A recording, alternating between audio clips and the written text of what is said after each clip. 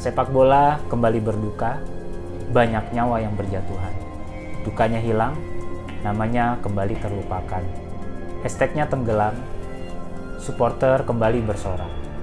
Tetapi ibunya, seumur hidup, akan membenci sepak bola. Malang berduka, Justice for Kanjuruhan. 1 Oktober 2022. Assalamualaikum warahmatullahi wabarakatuh. Salam sejahtera dan salam kebajikan untuk kita semua. Sahabat JSLG Official dimanapun Anda berada, selamat bergabung kembali dengan JSLG Official bersama saya Fikri dalam program Nalar Hukum. Jangan bilang melek hukum sebelum nalar hukum. Oke, sahabat JSLG Official sekalian, senang sekali rasanya kami dapat menemani sahabat JSLG Official selama kurang lebih 30 menit ke depan dalam program Nalar Hukum kita pada kesempatan kali ini. Yang kali ini tentunya kita akan mengangkat pembahasan atau topik yang sedang ramai dibicarakan baik di level nasional maupun internasional, dan salah satunya ialah dalam pembahasan kali ini kita akan membahas tentang membedah sanksi Komdis atas tragedi Kanjuruhan.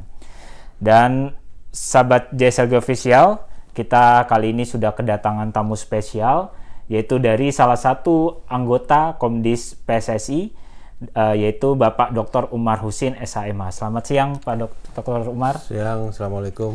Terima kasih Pak sudah mau bergabung sebagai narasumber kami di dalam tema kita kali ini. Oke, sebelum saya mulai nalar hukum kita kali ini, sekali lagi saya mengingatkan kepada sahabat JSLG Official, jangan lupa like, subscribe, dan komen untuk pembahasan kita pada kali ini. Dan tentunya dalam pembahasan kali ini kita akan sedikit membedah terkait dengan sanksi Komdis yang sudah direkomendasikan terhadap tragedi Kanjuruhan. Oke, Assalamualaikum Pak Umar. Waalaikumsalam warahmatullahi. Terima kasih sekali lagi sudah mau bergabung bersama kami. Dalam pembahasan kali ini kita ada 3 premis Pak. Yang satu tentang posisi Komdis dalam struktural di PSSI, kemudian kewenangan dan fungsi Komdis terhadap berbagai kasus sepak bola di Indonesia, dan yang terakhir tentunya hasil investigasi serta keputusan atau rekomendasi dari Komdis terhadap tragedi Kanjuruhan. Mungkin kita langsung yang pertama ya Pak ya. Baik. Mungkin kita seperti kita tahu beberapa waktu yang lalu telah terjadi tragedi Kanjuruhan pada tanggal 1 Oktober 2022 yang merupakan salah satu tragedi sepak bola terbesar dalam sejarah. Dalam hal ini berbagai pihak sudah melakukan investigasi seperti pemerintah membentuk TGIPF dan tentunya Komdis yang sudah bekerja. Mungkin Pak Umar bisa sedikit menjelaskan Pak terkait posisi Komdis dalam struktur PSSI itu seperti apa sih Pak? Baik, terima kasih. Siap Pak. PSSI adalah sebuah federasi ya yang mengatur persepakbolaan di tanah air. PSSI mempunyai kewajiban untuk melaksanakan kompetisi, mengatur, mengembangkan sepak bola ya, dan meningkatkan prestasi dan tugas-tugas lain yang berhubungan dengan sepak bola. Nah, PSSI dipimpin oleh seorang ketua umum dan dibantu oleh beberapa orang exco ya, yang dipilih melalui kongres. Nah, selain memilih exco dan ketua umum, kongres itu juga memilih badan yudisial ya. Salah satu badan yudisial itu adalah Komdis. Kenapa anggota Komdis itu dipilih oleh peserta kongres? Karena nantinya ya, bukan kita berharap, salah satu pihak yang juga termasuk dalam yang bisa dinilai oleh Komdis termasuk adalah pengurus PSSI itu sendiri gitu kan. Nah, selain Komdis ada juga badan yudisial yang lain, yaitu Komite Etik dan Komite Banding. Komite Disiplin itu berwenang memeriksa ya apa-apa yang berkaitan dengan pertandingan ya kan, sesaat menjelang pertandingan, pada saat pertandingan, dan sesaat setelah pertandingan. Jadi semua hal yang menjadi kewenangan daripada atau yang berkaitan dengan pelaksanaan itu menjadi kewenangan Komdis. Untuk kemudian dinilai apakah pelaksanaannya sudah sesuai dengan kode disiplin dan atau peraturan-peraturan lain. Jadi peraturan yang melingkupi dunia sepak bola itu tidak hanya kode disiplin, tapi ada statuta, ada juga peraturan liga dan peraturan-peraturan yang dimunculkan sesuai dengan kondisi dan situasi. Nah, Komdis setiap bisa bersidang setiap saat ya, tergantung dari permasalahan yang muncul. Komdis tidak diperkenankan mencari-cari masalah. Oke. Jadi permasalahan yang muncul hampir semuanya dikirim oleh PSSI, dalam hal ini adalah PT Liga, bahwa terjadi hal peristiwa yang perlu diperiksa oleh Komdis dan kemudian diputuskan. Ya, nah dari situ Komdis nanti akan melihat apakah cukup berdasarkan berkas yang ada atau perlu untuk turun ke lapangan. Kita menganggap atau Komdis harus menganggap bahwa yang dikirimkan oleh panitia Matchcom ya, yang sebagai wakil PSSI di lapangan itu adalah benar laporannya gitu.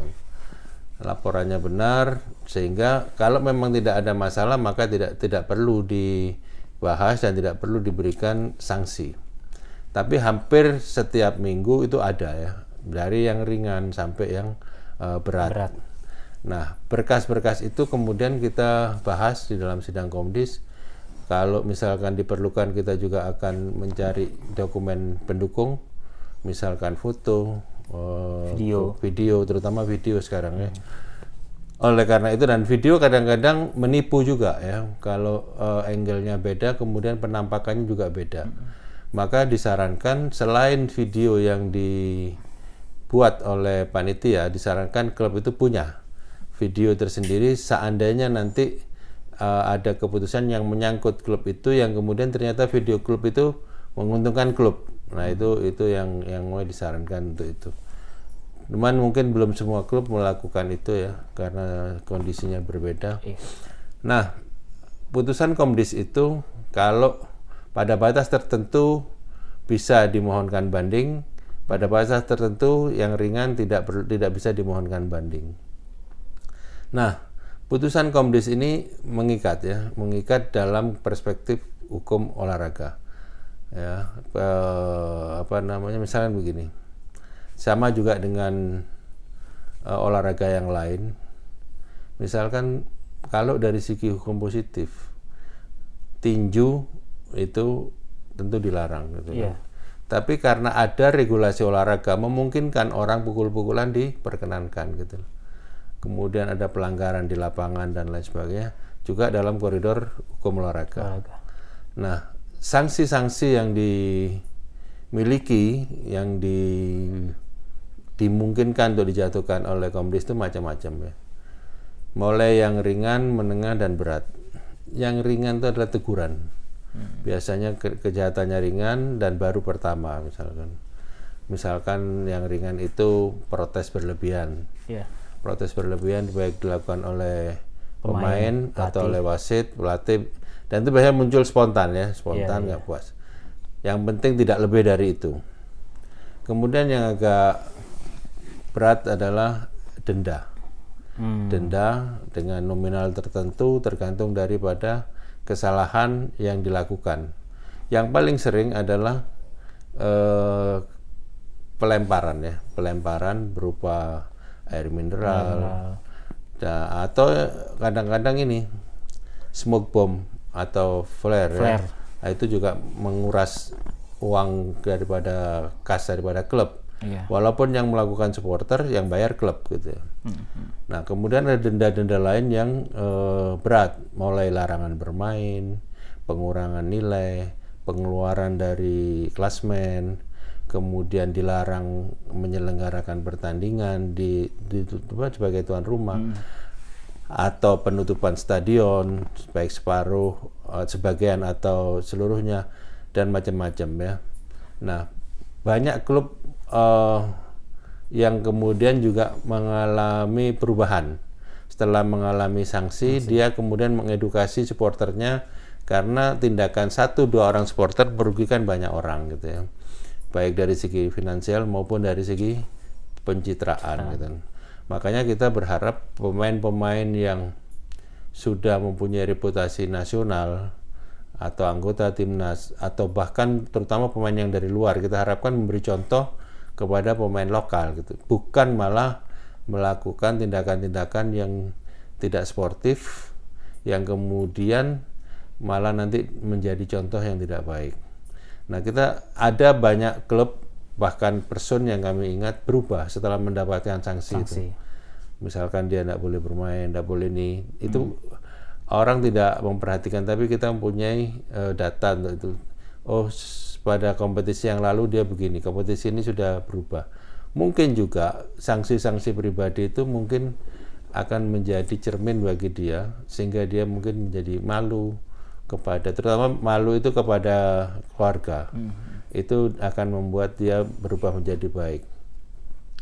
Nah, itu bentuk-bentuk sanksi ya yang ada yang jarang diterapkan, misalkan pengurangan skor atau dinyatakan kalah atau dikeluarkan dari kompetisi, itu jarang. Yang pernah itu partai usiran ya, partai usiran itu tidak boleh main di tuan rumah, sebagai tuan rumah maksudnya. Penutupan stadion itu pernah. Nah, yang pernah dilakukan Komdis. Nah, kemudian saya tambahkan dikit, ada yang namanya komisi etik. Komisi etik itu menangani pelanggaran-pelanggaran yang dilakukan oleh pengurus. Nah, kalau banding itu menerima banding dari dua komite yang lain. Misalkan pihak yang dihukum diberi sanksi keberatan, maka komite banding. Ya, begitu. Pak Umar, tadi kan Pak Umar bilang bahwasanya sudah banyak nih yang sudah diputuskan oleh Komdis terhadap berbagai permasalahan sepak bola di Indonesia. Nah, sebenarnya yang mau kita tanyakan, apa sih Pak yang pernah sanksi paling terberat yang pernah dikeluarkan oleh Komdis sejauh ini, dan apakah juga itu termasuk juga Komdis menginvestigasi persoalan yang biasanya umum terjadi kan, kayak match fixing gitu Pak. Itu kan pernah terjadi, dan apakah sanksi yang terberat pernah dikeluarkan Komdis untuk suatu klub di Indonesia itu apa Pak sejauh ini Pak? Yang pernah saya alami sanksi terberat, ini tiap klub memahami berat ini beda gitu ya. Ada klub yang merasa paling berat itu kalau sudah pertandingan tanpa penonton, itu berat bagi dia karena dia tidak dapat income. Kalau klub itu besar, bisa dia kehilangan 1 kali putar bisa 2 miliar hilang dia. Kalau sampai 5 kali 10 miliar hilang dia. Itu bagi klub terpukul sekali. Tapi ada juga klub yang merasa berat kalau pemain intinya dilarang bermain. Nah, itu juga berat. Jadi yang kalau menurut subjektivitas saya yang berat itu pernah adalah pertandingan tanpa penonton, penutupan stadion, pengurangan nilai, itu hal yang berat. Pasti ribut itu. Pasti klub tidak. Tapi walaupun pada akhirnya dia akan menerima. Karena apa yang tertulis di kode disiplin itu sangat limitatif, jelas ya kan. Jumlahnya, denda itu berapa, lamanya, kemudian jenis tindakan apa yang bisa disanksi, itu semuanya jelas gitu kan. Gitu Pak. Pernah sampai ada yang didegradasi Pak terhadap sanksi? Setahu saya belum. Memang itu dimungkinkan, tapi setahu saya belum. Cuman kalau pengurangan, misalnya gini, pengurangan nilai itu terjadi pada saat pertandingan nggak datang. Nah, itu pengurangan atau dinyatakan kalah dulu. Nah, kalau kemudian pada saat kasus COVID kemarin juga pernah terjadi, kurang pemain juga kan, itu juga bisa mengurangi pertandingan nggak bisa dilanjutkan. Gitu. Oh, berarti belum pernah yang ada disanksi sampai degradasi ya Pak? Yang pengalaman saya pribadi belum. Mungkin yang lalu-lalu mungkin pernah. Oke Pak Umar, kita balik lagi ke dalam tragedi Kanjuruhan Pak. Kan kemarin Komdis sudah melakukan investigasi dan sudah keluar keputusan atau rekomendasi yang telah dihasilkan oleh Komdis. Bisa dijelaskan Pak apa aja poin-poin yang sudah dihasilkan oleh Komdis PSSI terkait dengan hasil investigasi di Kanjuruhan Pak? Jadi pertama kami sampaikan, investigasi Komdis ini sebenarnya konteksnya adalah menjalankan tugas sebagai badan judisial untuk memeriksa sebuah peristiwa gitu kan, peristiwa atau perkara. Dan ini bukan yang pertama gitu. Memang kebiasaan kalau sampai Komdis turun lapangan itu biasanya satu, ada yang meninggal ada kerusuhan, nah itu biasanya begitu. Sepanjang tidak menyangkut hal-hal serius, kita cuma berkas. Oke. Nah, soal Kanjuruhan, memang ada tim Komdis yang ke sana gitu kan. Ya intinya memastikan jangan sampai kita salah memutus apa yang sebenarnya terjadi berkaitan dengan peristiwa Kanjuruhan ini. Nah, output daripada hasil pemeriksaan Komdis itu adalah keluarnya 3 SK yang berupa sanksi. Yang pertama diberikan kepada klub Arema yang dianggap gagal mengantisipasi adanya atau mengatur pelaksanaan pertandingan yang baik gitu ya. Yang kedua adalah SK untuk Panpel, ya, ketua Panpel yang sama dianggap gagal juga dia dalam mengelola jalannya pertandingan. Walaupun menurut yang bersangkutan telah menjalankan semua fungsi yang melekat pada dia dan tugas yang melekat pada dia sesuai dengan aturan yang ada. Yang ketiga adalah sanksi yang mirip diberikan kepada petugas keamanannya, security officer, yang dianggap juga lalai ya atau gagal dalam mengelola pelaksanaan pertandingan. Memang sanksinya agak beda yang diberikan kepada Arema sebagai klub, yaitu yang paling berat adalah kan dia dilarang menjadi tuan rumah dan harus menjalankan pertandingan minimal dengan jarak 250 km. Ya kan. Nah, kemudian yang untuk ketua Panpel dan security officer hampir sama. Yang terpenting adalah dilarang aktif dalam dunia sepak bola seumur hidup. Nah, terhadap ketiga macam SK itu mereka boleh banding kalau nggak puas. Kalau nggak puas, Pak. Ya. Nah, tadi Bapak sebutkan salah satu sanksi Komdis, PSSI menjatuhkan hukuman kepada Abdul Haris, ketua pelaksana pertandingan, dan Suko Sutrisno, security officer, yang keduanya dilarang aktif di lingkungan sepak bola selama seumur hidup. Nah, apa sih Pak yang dimaksud dilarang aktif di lingkungan sepak bola seumur hidup? Apakah termasuk juga keduanya dilarang menonton langsung ke stadion seumur hidup? Jadi dilarang aktif itu artinya dia melakukan aktivitas-aktivitas yang berhubungan dengan pelaksanaan sepak bola ya, mulai dari jadi pengurus, pemain, manajer dan lain sebagainya, itu dilarang ya. Tidak hanya di Arema, di mana saja gitu ya, di mana saja tidak boleh. Nah, kalau masalah tidak boleh memasuki stadion itu pasal yang berbeda. Kalau yang tadi itu di pasal 19 Kode Disiplin, yang soal tidak boleh aktif itu, kalau yang ini di pasal 18 Kode Disiplin tidak boleh memasuki stadion. Pernah juga dulu dijatuhkan sanksi itu beberapa waktu yang lalu. Sebenarnya lebih bertujuan kepada edukasi ya, kepada publik dan kepada yang bersangkutan bahwa perbuatanmu itu salah. Karena mengontrol pelaksanaan putusan dilarang masuk stadion itu susah gitu. Sangat susah di Indonesia, dan dibutuhkan perangkat-perangkat teknologi yang mungkin belum ada di sini, ataupun kalau ada cukup mahal ya. Nah, itu kalau di luar sudah jalan siapa-siapa yang pernah diputuskan oleh federasi setempat atau Komdis dari federasi tersebut, si A dilarang memasuki stadion, itu pasti sudah online di negara itu, orang itu nggak bisa masuk karena ada pendeteksi wajah. Nah, di sini nggak ada itu, tapi pernah dijalankan, ya, sehingga kita tidak bisa mengontrol putusan itu bisa jalan apa tidak gitu. Nah, ke depan mungkin masih jauh ya keberadaan alat itu, tapi minimal adanya sanksi itu menimbulkan kesadaran kepada yang bersangkutan untuk tidak mengulangi perbuatannya gitu. Oke Pak Umar. Dan Pak Umar, sejauh ini terhadap sanksi yang telah ditetapkan oleh Komdis ini, apakah sudah ada proses banding Pak dari para pihak yang terkena sanksi dari Komdis ini Pak? Kalau yang kasus Kanjuruhan saya belum tahu ya. Saya belum tahu apakah mereka melakukan banding atau tidak gitu ya. Ada jangka waktunya Pak? Ada jangka waktunya, kalau nggak salah 14 hari juga. Oke, 14 Cuman hari. kita belum tahu karena itu kan di sekretariat ya. Iya. Kadang-kadang kita taunya belakangan sudah ada putusan yang mengkoreksi kita atau menguatkan gitu Iya, ya. iya. Kalau yang dulu-dulu sih sering ya, sering. Nah selain itu kadang-kadang untuk pelaksanaan hukuman kadang-kadang di tengah jalan itu ada pengampunan. Biasanya itu dibahas di Kongres. Misalkan terutama menyangkut personal yang menerima sanksi khususnya pemain. Misalkan di dalam pemantauan PSSI orang ini sudah berubah misalkan. Kemudian tapi dia dibutuhkan jasanya terutama oleh timnas misalkan.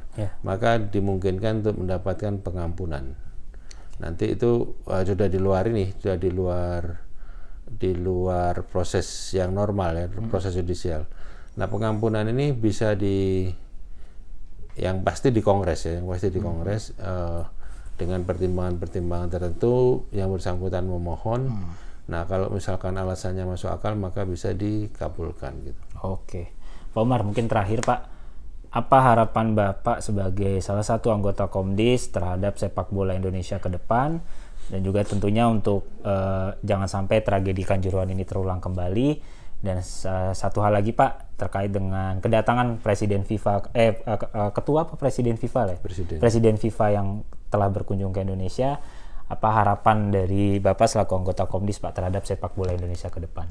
Ya, saya sebagai pribadi sangat bersyukur kita mendapatkan kunjungan dari Presiden FIFA yang agendanya adalah menjadi katakanlah konsultan dalam upaya memperbaiki pelaksanaan persepak bolaan di tanah air.